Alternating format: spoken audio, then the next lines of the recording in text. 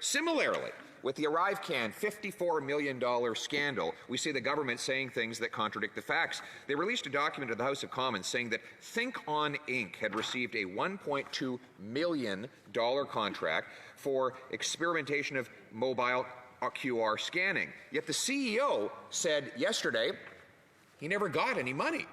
In fact, they don't even work in the field. So if his company didn't get the money, who did? Mr. Speaker, in all matters, obviously the government ensures that contracts are handed to the highest standards. There are questions about this contract that are being looked at.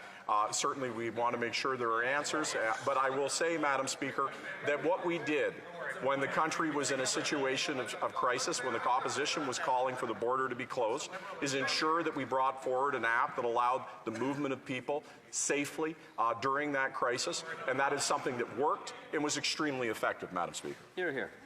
L'honorable chef de l'opposition. Well, it was extremely effective at making somebody rich. We just don't yet know who. So the government released a document in the House of Commons saying that Think On Inc. got $1.2 million in ArriveCan contracts. Yesterday, the CEO said, we have received no money from the CBSA. He further said, we're not even remotely in that space. In other words, they don't even do the work that was paid for. So this company did not get the $1.2 million. Two questions. Who did get the money, and where is it now? The honourable leader of the government in the House. Madam Speaker, CBSA is looking into this matter. They're aware of concerns with respect to the contract. I can assure the honourable member opposite that in all matters with respect to contracts that we adhere to the absolute highest standards and demand those standards in every interaction that the government interacts in.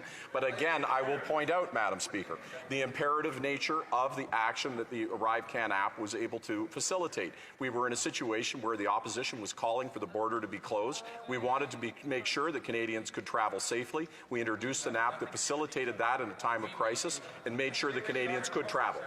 Honorable